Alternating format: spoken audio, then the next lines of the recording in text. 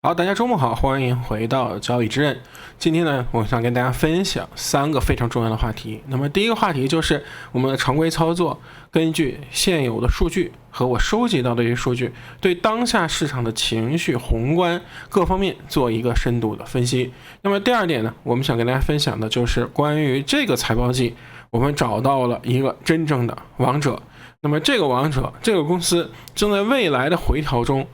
如果有大的回调，将是我们首选的抄底的目标。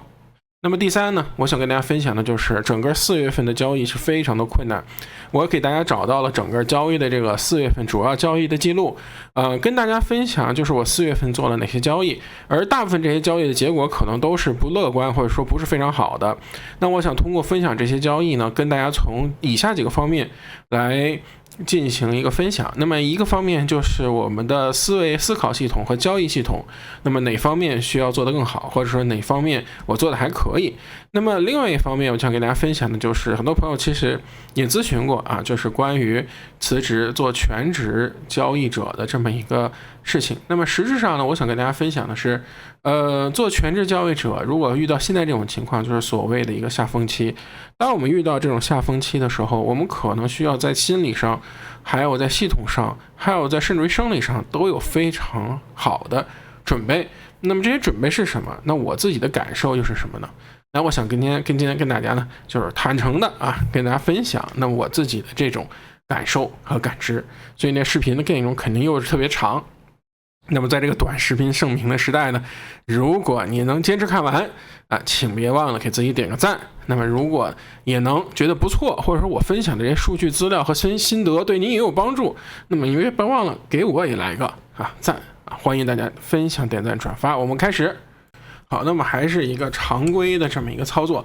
常规操作的话，我们可以看到现在市场上有一个非常清晰的这么一个画面，也就是当下我们说上一礼拜的整个的这个市场上，我们看热力图，其实可以看到像微软对吧，像这个 Meta 礼来对吧，还有就是这个 Verizon 也好，或者说还有看到就是 Comcast， 那么就有些公司他们的财报不错，那么他们后面的走势是相当强劲的。那么后面的话，我们可以说还有就是什么，就涨跌它并不是有非常明确的这种板块效应，就是这里有红有绿有的特红有的特绿，它是出现了一个整体上的一个分化。那么后面呢，我们也看一点，就是为什么这段时间涨得这么厉害为什么它还能一直涨？那么大家看到4月26号的 Sentiment Survey AI 的这个，那么就是散户这个情绪，24%的牛和38%的熊，这是去年10月份低点的时候这种状态。那么在这样的情绪的状态下，也就是10个人里有4个人都在做空然后有2个人在做多，那么市场上空头过剩同时没有太多的多头进场。那么空头过剩且没有太多的多头进场，那么意味着什么呢？意味着市场上是相对来说是一个真空期。那么在这个真空期的时候，就特别容易出现排空的这么一个状态，因为我们从来没有听说过我们有多头控盘或者主力控盘。主力的控盘往往是多头，因为多头你不管是操作期权、衍生品，还是多头持股，你可以卖也可以买，它的控盘都是相对来说容易的。很少听说有空头能控盘的，一般来说我们空头都是赚了钱就走，或者说赚了一大笔，都是可以就是短期的或者说是随机性比较强的，没有说长期持有一个空头还能控盘那么这个在市场中其实是不多见的。所以我们看到的是空头格局往往是没有控盘，就会出现这种非常强烈的随机性。那么我们一会儿在细节的分析上或技术分析上，大家可以看到其实是很明显的。所以说当市场情绪这种非常差，或者说大多数人都在看空的情况下，那么整个这个市场呢，它确实就是低不下去那么我们可以看到就是基金经理人的指数也是呈一个下降的这么一个过程。所以我们可以看到，就是说当下市场的这样的一个走势，其实在某种程度上是市场上一个悲观情绪所带来的对空头的一个打击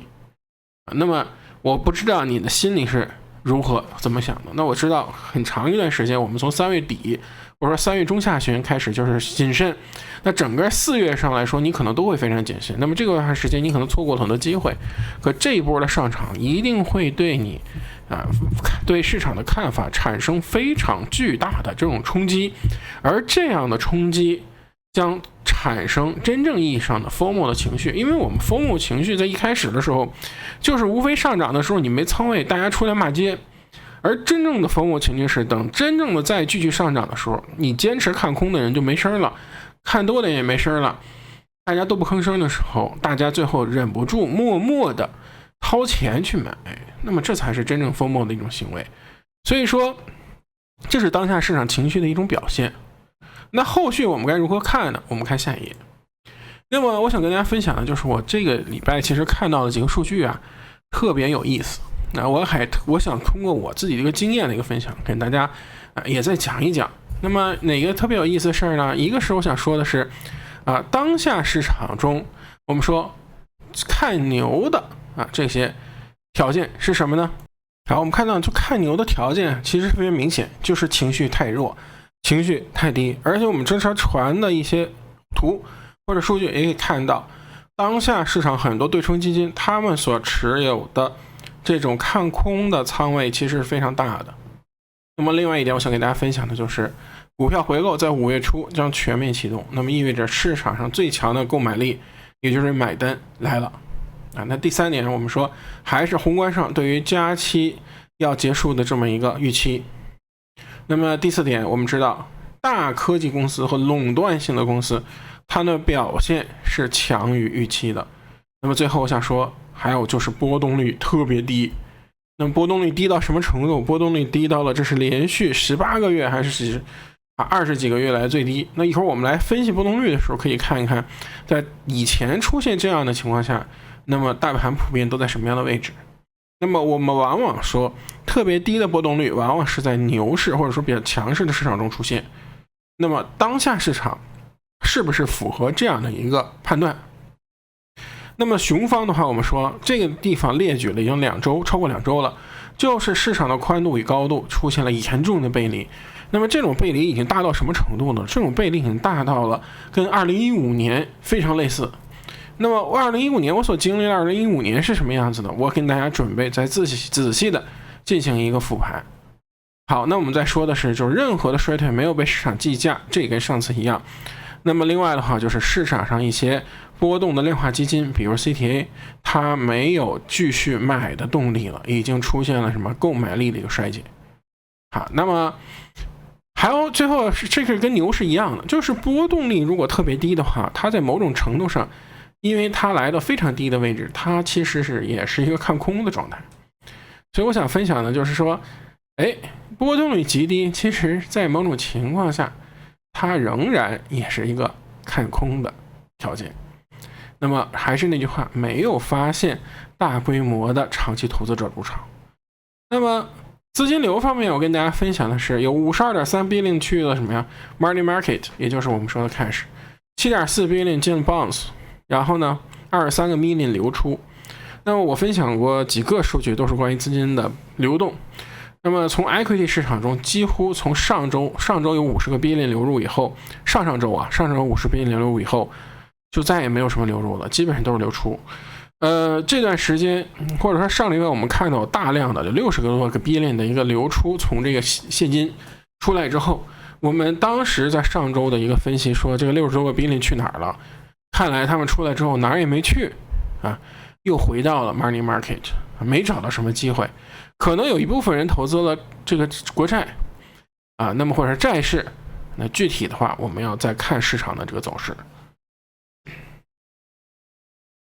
好，那么其他关注信息的话，基本上跟大家讲的就是，首先看的还是这个 money market fund， 就是当市场上没有出现货币政策的一个变化的时候，一定是大量的钱继续流入到我们所说的 cash 这样的一个状态中。还有呢，有一个这时候在网上就是那个美联储的传话筒那个 Nick 发的图，这个什么意思呢？就是市场上的这个 deposit change， 就是市场上这些银行他们存款的流失的速度。我们可以看到小型银行本来流失的不是很多，为什么？因为大型银行它给的利息特别低。如果你去看你不管是什么 JP Morgan 啊、Citi 啊，他们给的 saving account 利息特别低。所以呢，一开始的话，大家是把这个大型银行的钱掏出来，然后呢往小型银行里放。结果小型银行出了暴雷之后呢，我们很多人都说那就应该去买大型的银行，对不对？但实际上不是这么回事儿，也就是意味着小型银行的钱突然出来了以后，大型银行的钱其实也是在加速出。所以就是小型银行出，就是大家在取钱的时候，不是说把钱存到大型银行，而是来到了 money market 里面，或者说其他的投资管道。那么这就是我们一个非常需要考虑，或者说非需要你花很多时间，或者说去留意的这么一个点，这就是我们需要关注的这样一个点。好的，另外呢，我们可以看到的是，这里有2个背离啊，一个是背离是什么呢？一个背离我们刚才说的 VIX 的一个表现。那么 VIX 表现就是说，整个 VIX 是出现了非常低的状态。那么但是 VVIX 也就是 VIX 的 VIX， 它的波动率其实是在上升的。那么另外一点，我们发现就是铜在这段时间是偏弱，而且它这个节气上是非常偏弱的另外一点想分享的就是对于中国的这个市场现在是一个比较大的一个流入。那么这些就是我们今天主要的一些数据上的分析。那么现在进入的是具体的操作的分析。好，我们来看一下，大家看啊，就是说 VIX 的话，我们看到现在收在了 15.78。那么我们在 15.78 这个位置上找上一次来到 15.78 的这样位置是非常低的地方，16、15、14，是吧？这个位置对不对？那么上次在16左右这个低点的时候，大家看是在哪儿啊？是在2021年的12月31。大家看这个位置上是不是2022年的或2020年的1月5号？那个时候的标普是多少呢？那个时候的标普是应该是一个最高，差不多4800的这个位置。那我们再往前看到，当它特别低，比如说15以下的时候，大家看这是2021年的10月，是在这个位置上。然后呢，又做了一双底，是11月。那么这意味着后面至少都有什么？都有一个回调，对吧？因为上面说，那我们可以看到，这个地方 VIX 还是大家看在这个15左右或者16以下的时候，大多数情况如果不是大牛市，大家看的往往是什么？离顶部比较近往往离顶部比较近。但是大多数情况下，真正大的下跌它都是起到了有一个 higher low， 就是向下跌之后向下往上涨，就是 VIX 上涨的时候，然后呢市场出现了一个新高。那么这个时候大家看，就是这个地方先跌了一阵，再拉起来以后 VIX 很低，或者说你再往下形成了一个什么呢？形成了一个 higher low 之后，那么这个主跌浪才开始下来。所以如果你是保守的，或者说保守的投资者，你或者趋势跟随，那这个时候你其实等它，比如说下了一波再拉起来之后，那么这个时候你也可以逃，有可能这再起来还是个新高呢所以这是我们可以看到 VIX 的这个走势。那我刚才分享的就是说 VIX 跌特别像哪年呢？就是特别像我们所说的这个2015年。那我们把2015年咱们去看看2015年当时发生了什么样的状况。我是如何经历那一年。2015年的话是一个挺有意思的一年。那2015年开始的时候，大家看它是一个从14年过来的。那么14、13年，大家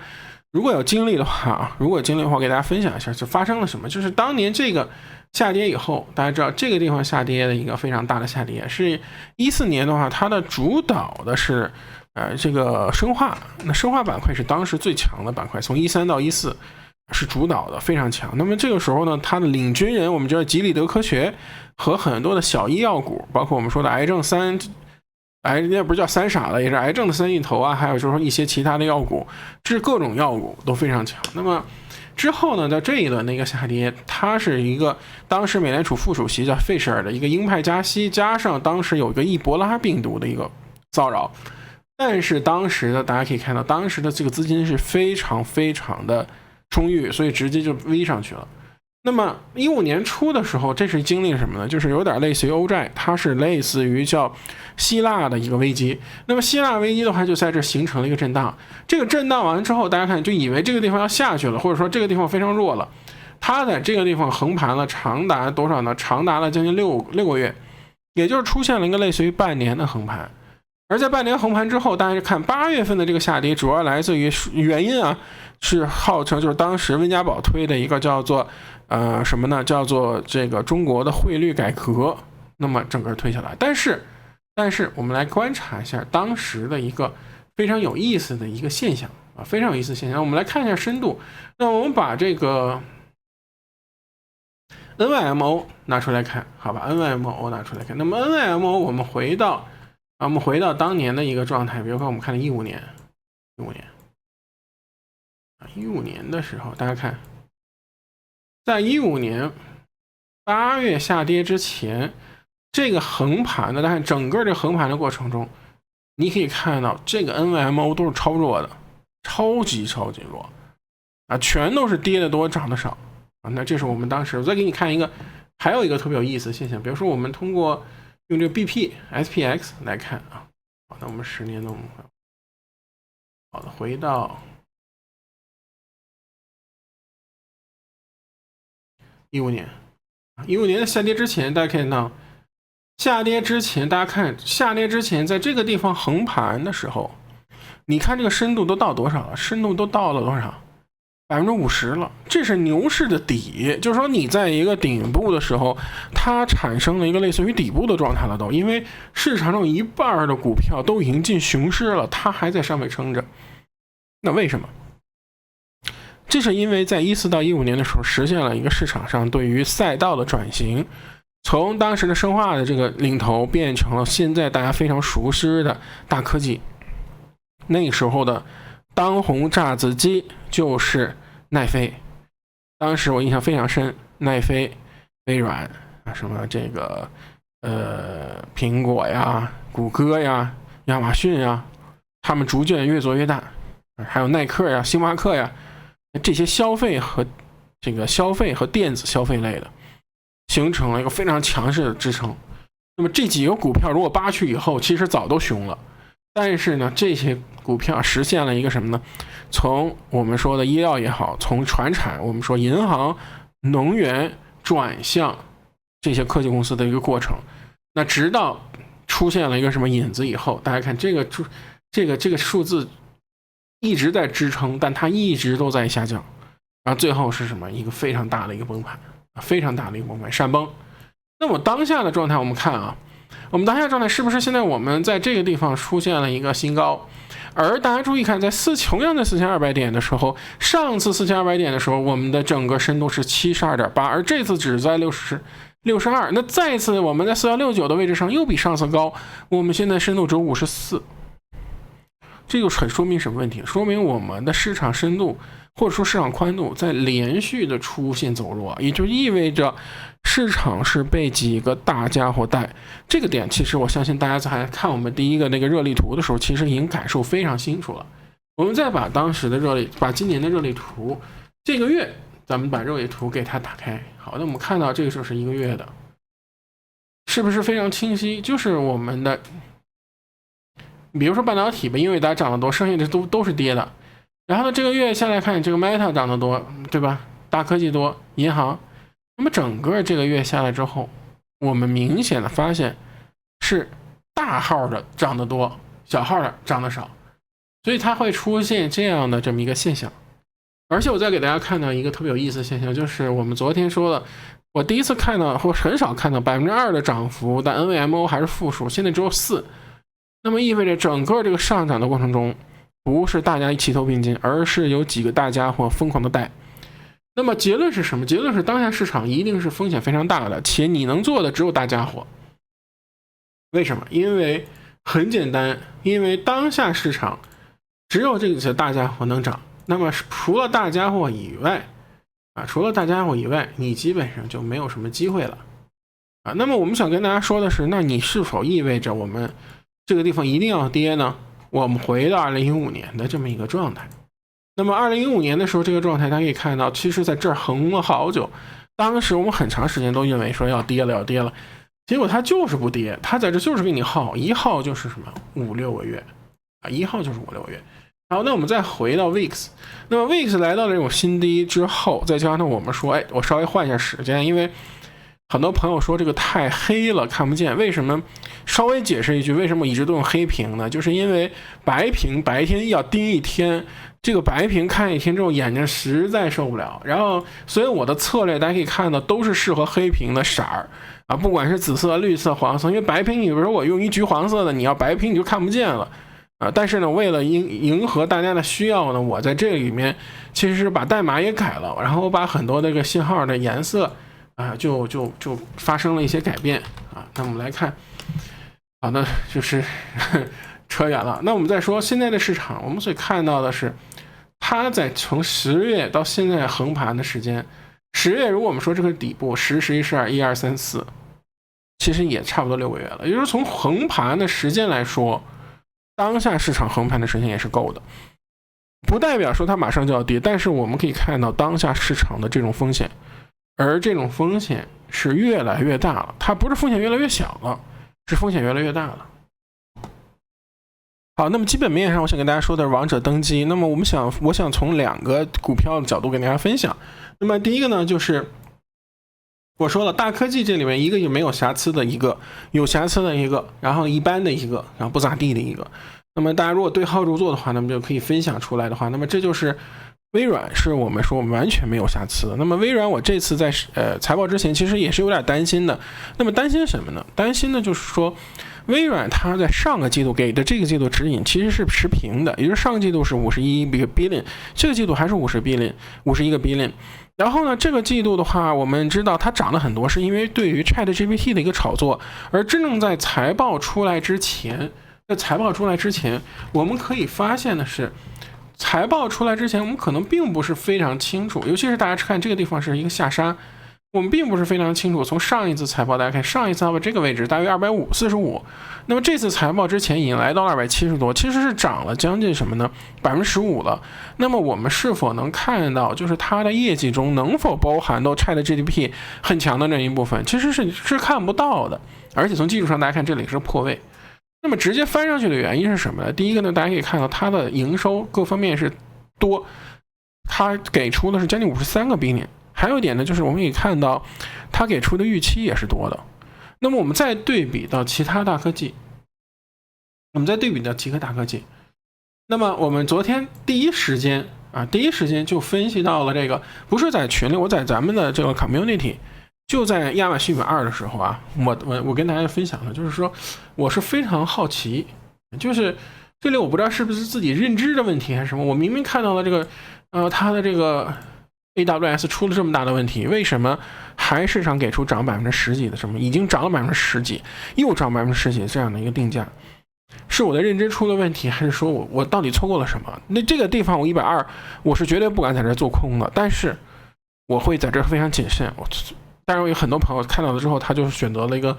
离场，我觉得也挺好的。那是因为我确实看到这个地方有问题啊，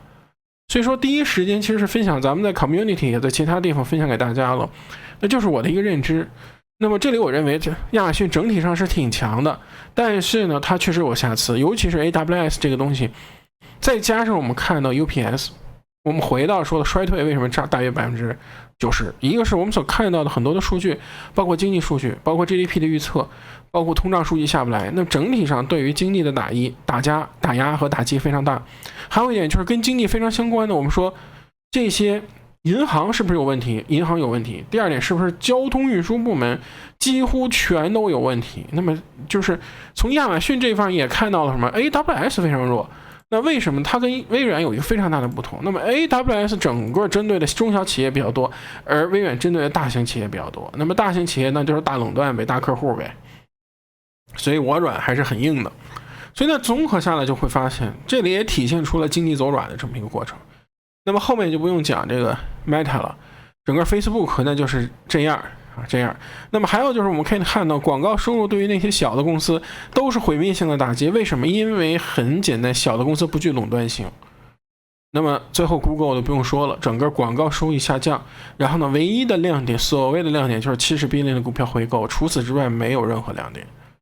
非常的令人失望。所以整个下来之后，我们可以说王者加冕。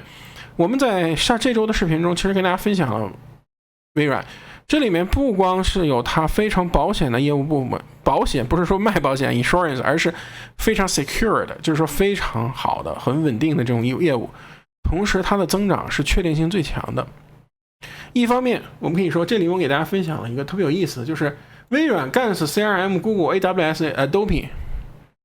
这几个公司，软件类的有公司，包括 CRM， 我本来也是非常看好的，但现在微软呢，马上它也要涉及到这个领域以后，那对 CRM 非常大的冲击。Google 咱不用说了，你现在是绝对的垄断，只要挑战者冲上来，关键这个挑战者不是小公司啊，你是被一个巨头所挑战。然后后面我们再说 AWS， 这个差别是非常大的。然后 Adobe， 那么还不说什么 DocuSign 或什么这些的。所以我们基本可以说，微软在这个过程中基本上可以说是加冕了啊，基本是加冕了。所以整个这个过程，我们可以说这里是非常强大的微软。那么这个第二部分，我们今天就跟大家更新到这儿。然后我们下面进入第三个部分，就是对于4月份交易的一个总结和回顾。对，新的一个平台呢，就是我也登录了咱们华人的一个非常大的这个博主美投君他们的平台叫9点半，我也在这个9点半也登录9点半。那么我们的课程呢已经逐渐的往这儿搬家，我已经搬了这个初级课程来了。那么初级课程对于很多朋友来说，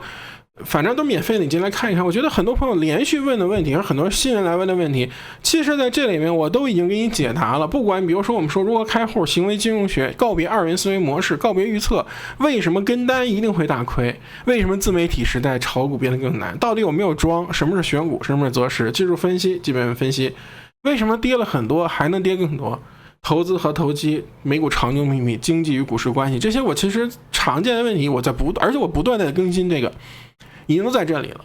而且呢，平常的话我也会有些消息更新，我也会在这里给大家进行更新。所以我说，如果你有兴趣的话，我把链接贴在下面，大家也可以来我们9点半。那我逐渐的在完善这个系统的一个建设。好了，那今天呢又说的特别多，希望大家对大家有所帮助，也非常真诚的愿意跟大家交流分享。那么希望呢，如果你有什么兴趣，可以给我留言。我们下周再见，拜拜。